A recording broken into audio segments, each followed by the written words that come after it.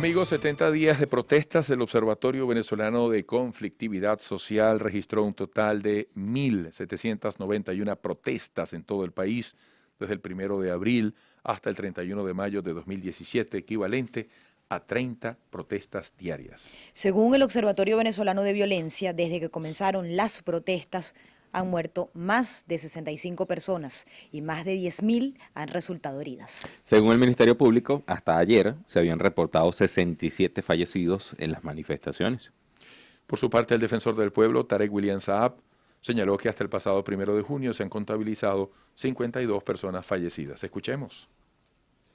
Para la Defensoría del Pueblo, de manera oficial, en función del trabajo de terreno en el campo que hemos realizado, hemos contabilizado 52 personas fallecidas en el contexto de las protestas y las manifestaciones. Adicional a ello, porque quiero destacarlo así, adicional a ello, nosotros hemos sumado el hecho de ciudadanos, 13 ciudadanos concretamente, 13 ciudadanos que han fallecido en el contexto de saqueos a locales comerciales y actos vandálicos.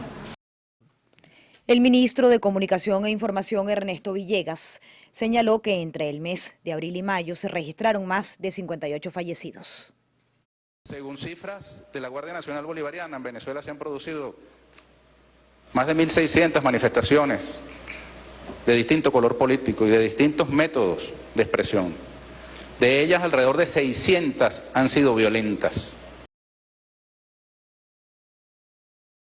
Amigos, entre los fallecidos se encuentran Jairo Ortiz, de 19 años, fallecido el pasado 6 de abril, Daniel Kelly, de 19 años, fallecido el pasado 10 de abril, Miguel Ángel Colmenares, de 36 años, fallecido el pasado 11 de abril, Brian Principal, de 14 años, fallecido el pasado 11 de abril, también ese día, Gruseni Canelón, de 32 años, Carlos Moreno, de 17, fallecido el pasado 19 de abril, Paola Ramírez Gómez, de 23, el pasado 19 de abril, el 26 de abril, Juan Pablo Pernalete, con 20 años de edad, María de los Ángeles Guanipa, de 36 años, fallecida el pasado 2 de mayo, Armando Cañizales, de 18 años, fallecido el pasado 3 de mayo, Miguel Castillo, de 27, fallecido el pasado 10 de mayo, el 18 de mayo, Paul Moreno, de 24 años, Augusto Pugas, de 22 años, fallecido el pasado 24 de mayo, y Manuel Sosa, de 30 años, fallecido el pasado 25 de mayo, solo por citar a algunos. Y cuando uno pronuncia cada uno de estos nombres y apellidos en una lista lamentable, uno piensa en sus familias, uno piensa en futuros truncados. Y bueno, esta lista la cierra Neomar Lander, de apenas 17 años, que uno quisiera fuese el último en integrar esta lista. Doloroso. Nos acompañan Lexis Rendón, investigadora de Provea, coordinadora del Laboratorio de Paz, activista de derechos humanos, también el padre Raúl Herrera, director del Centro para la Paz y los Derechos Humanos, padre Luis María Olazo, de la Universidad Central de Venezuela. Esta transmisión también está llegando a todos los Estados Unidos vía televisión a través de IBC por el 427 de DirecTV. Bueno, queridos invitados, amigos oyentes y televidentes, yo vengo insistiendo como un ciudadano más en una preocupación que creo que puede ser compartida por muchos y acabamos de verlo muy resumidamente. Recuerdo que cuando el ministro de Comunicación e Información, Ernesto Villegas, conversaba con Vladimir en Globovisión, en ese momento habló de 80 muertes. Y justo para ese momento la Fiscalía hablaba de 65, creo. Y la Defensoría del Pueblo hablaba de 52, 50 y piquito. Me preocupa como ciudadano que ni siquiera en eso haya concordancia desde el punto de vista institucional. No son kilos de papas, no son conchas de ajo, no son cabezas de ganado. Entonces, si desde el punto de vista cuantitativo hay tantas diferencias, desde el punto de vista cualitativo de las investigaciones, procedimientos institucionales, sobre esa verdad a la que todos aspiramos, bueno, ¿qué expectativas podemos tener? Yo quiero empezar por allí, y aquí estoy hablando, como lo procuro siempre, de una manera incluyente, de una manera absoluta, ante el interés de todos los venezolanos. ¿Qué piensan ustedes de ese detallazo? Buenos días, Alexis. Sí, buenos días. Gracias por la invitación. Saludos a todos. Y bueno, lamentablemente lo que vemos es que hay asumir algunas características o algunas labores que no corresponden ni al ministro de Comunicaciones ni al propio defensor y tampoco al ministro de Interior y Justicia. Ayer el propio vicepresidente, Tarek El Aissami, estaba dando unas declaraciones que corresponden exclusivamente al Ministerio Público. Nosotros hemos sido muy enfáticos que todas las muertes en las condiciones y las causas que se hayan dado tienen que ser investigadas y tienen que ser explicadas, y por supuesto las personas que hayan tenido algún tipo de responsabilidad puestas a la orden de la ley, pero insistimos que corresponde al Ministerio Público las investigaciones y decir exactamente por este laboratorio científico a quien corresponde las investigaciones en coordinación con los cuerpos de seguridad, emitir los resultados de las mismas y establecer los culpables o las aperturas de investigaciones. Es muy grave lo que estamos viendo de que hay una superposición de lo que serían las labores de cada uno de estos ministerios o representantes funcionarios de alto nivel para tratar también de tergiversar lo que está sucediendo. Hemos visto cómo se han tratado de imponer unas matrices previas a las investigaciones. El caso de Pernalete es un caso clarísimo, el caso del joven que lamentablemente y con mucho repudio lo hemos dicho, fue víctima de unas puñaladas, de quemado, de que falleció en condiciones lamentables porque además fue por falta de medicamentos también. Se impuso una matriz donde había una instigación al odio por su condición de afiliado o perteneciente al chavismo. Sin embargo, después queda demostrado que fue una riña callejera que luego tuvo algunas otras consecuencias lamentables y repudiables. Nosotros insistimos que es la fiscal la que le corresponde hacer las investigaciones, levantar los casos, hacer las peticiones de juicio correspondientes, y que los otros voceros, sobre todo cuando emiten de manera apresurada y previa resultados de investigaciones y de autopsia, eso es absolutamente irrespetuoso del trabajo, respetuoso de las víctimas y respetuoso de los familiares y de la opinión pública, que además está muy crispada con todas estas muertes y con todos estos lesionados en el país. Fíjese, ante esta última parte, padre Raúl Herrera, director del Centro para la Paz y los Derechos Humanos, ¿cuál es la principal preocupación hoy? Porque fíjese, se presentan datos como partes de guerra. Hablamos de miles de heridos, de lesionados, ya 67 muertos, 80 y tantos por el Ministerio de Comunicación, otros más por la Defensoría del Pueblo. Como venezolanos, ¿qué nos debe preocupar? Bienvenido.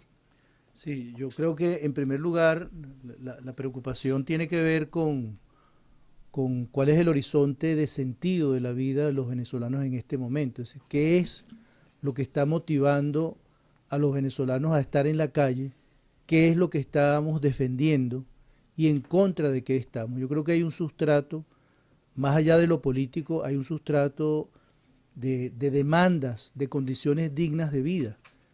Valga decir, el tema de la salud, la alimentación, la sana convivencia, el entendimiento en la diferencia, el respeto a los valores que cohesionan las relaciones entre ciudadanos tal y como está establecido en el marco de la Constitución.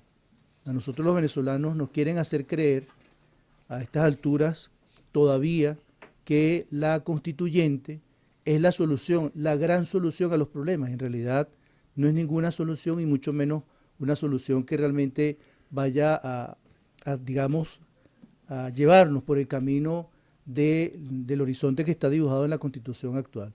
Por otro lado también hay, digamos, un deterioro progresivo de la credibilidad de quienes representan la institucionalidad en este momento en el país. Se ha erosionado creando instituciones paralelas donde el eje, como señalaba Alexis, el eje principal es la mentira. O sea, mentir sistemáticamente funcionarios del Estado que tienen la grave responsabilidad de decir la verdad, pero siempre están diciendo una verdad oficial que lamentablemente termina encubriendo hechos que, menos mal que existen redes, menos mal que hay ciudadanos que se han convertido en infoactivistas, en periodistas sin haber estudiado periodismo y que han logrado hacer llegar esas imágenes, esos videos, y forman parte, diría yo, de la presión ciudadana por tratar de de desmantelar la hegemonía comunicacional que en este momento quiere hacernos creer lo contrario a los hechos que están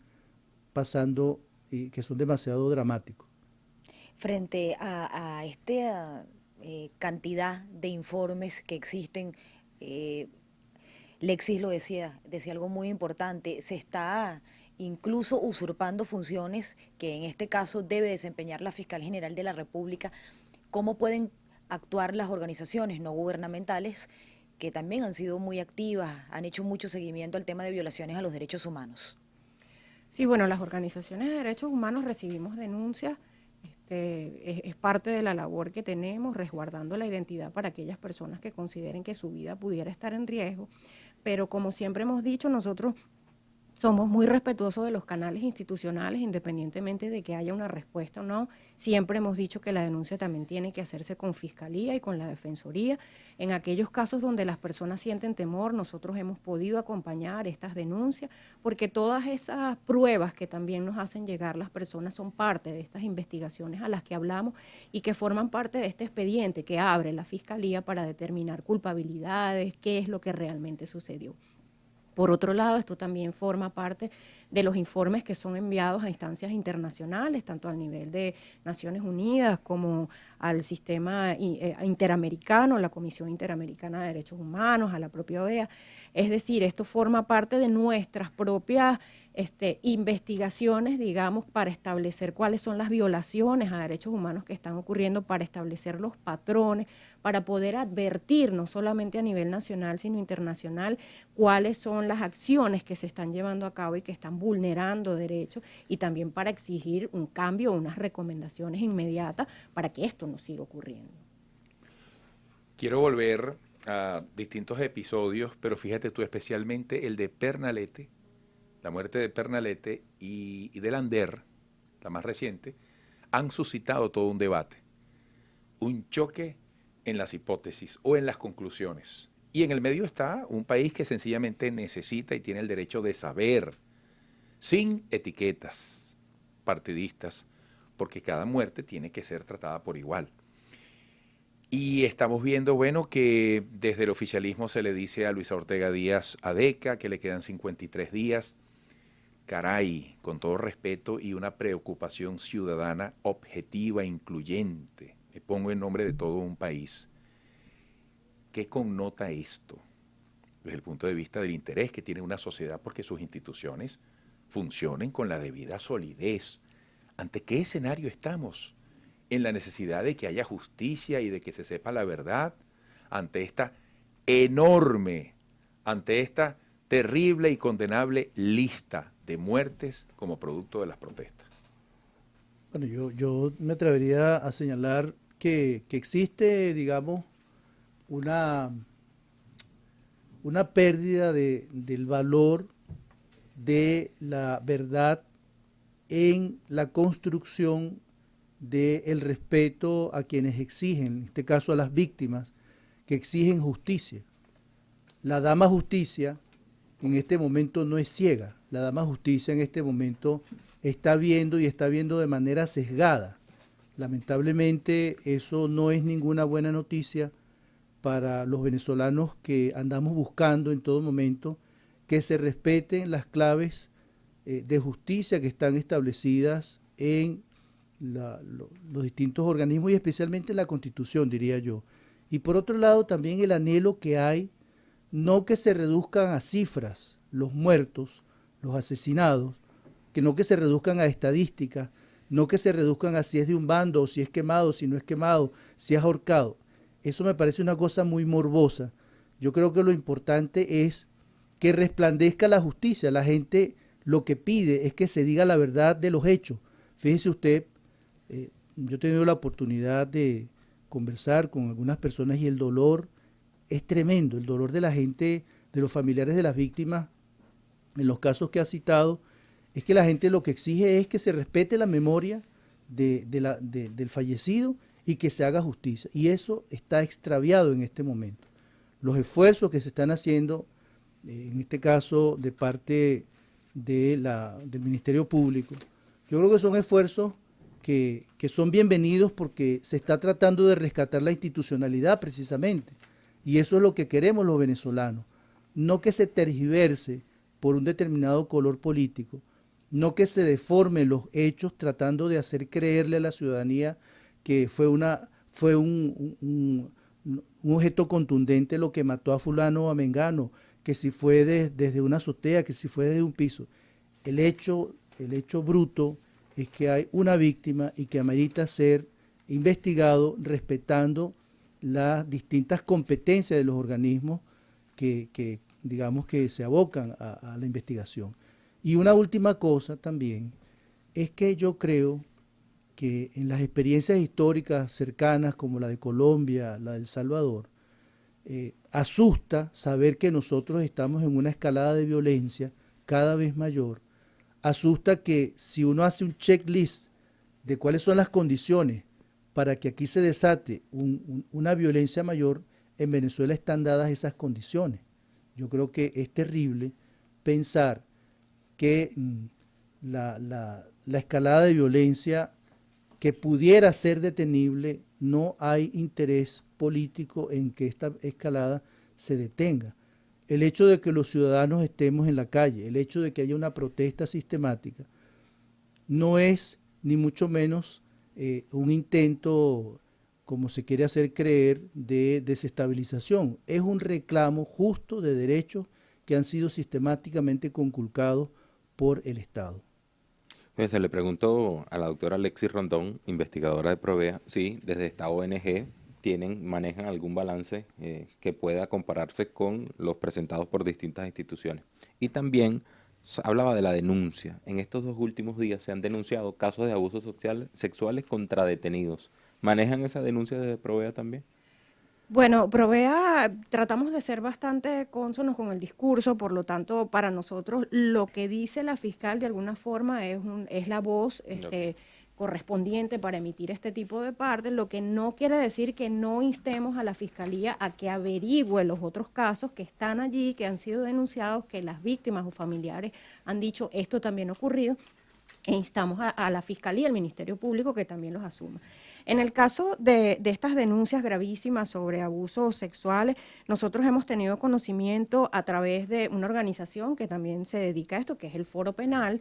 En este momento de coyuntura, las organizaciones hemos tenido una distribución, digamos, para poder atender la crisis que también nos desborda. Entonces, en Provea estamos haciendo un seguimiento muy específico a los ataques de estos denominados paramilitares, estos ataques de grupos armados, incluyéndolo dentro de lo que es el contexto del Plan Zamora y del estado de sección. El laboratorio ha hecho bastante seguimiento sobre lo que son los ataques y lesiones por el uso no proporcional y arbitrario de bombas lacrimógenas y perdigones, estas armas no letales, que terminan siendo utilizadas como armas letales. En el caso de las agresiones sexuales, creo que es un tema muy grave. No es la primera vez que ocurre, ya habíamos tenido en 2014 y 2013 denuncias inclusive en Carabobo de que había este tipo de violaciones al derecho de las personas, a lo que nosotros instamos en ese momento a la Fiscalía que fuera bastante rigurosa en la investigación y en la condena y en la apertura de expedientes y el juicio, y que ahora volvemos a decir. Nosotros, aprovechando la oportunidad, lo que está demostrándose aquí con todas las agresiones que ahora está sufriendo la fiscal por parte de diversas entidades es que se viene consolidando lo que las organizaciones de derechos humanos veníamos denunciando. No existe separación de poderes, estamos en un estado no democrático y que lamentablemente ahora que la fiscal asume la reinstitucionalización de un cuerpo tan importante como el Ministerio Público, tiene todos estos ataques porque de alguna forma desmembra un discurso que venía ya desde arriba muy estructurado. Nosotros hemos sido muy críticos de la fiscal en lo que ha sido su actuación previa y que lamentablemente ahora esperamos cambio. Tenemos que hacer una pausa. Al regreso vamos a seguir conversando sobre las actuaciones de la Fiscal General de la República, Luisa Ortega Díaz, y además les dejo abierta esta pregunta a ambos. La actuación de la Guardia Nacional ha variado, ha cambiado después de las declaraciones del ministro de la Defensa, Vladimir Padrino López. Ahí se los dejo. Hacemos una pausa y volvemos con más. En breve, A Tiempo, con Eduardo Rodríguez Yoliti, acompañado de Saúl Noriega y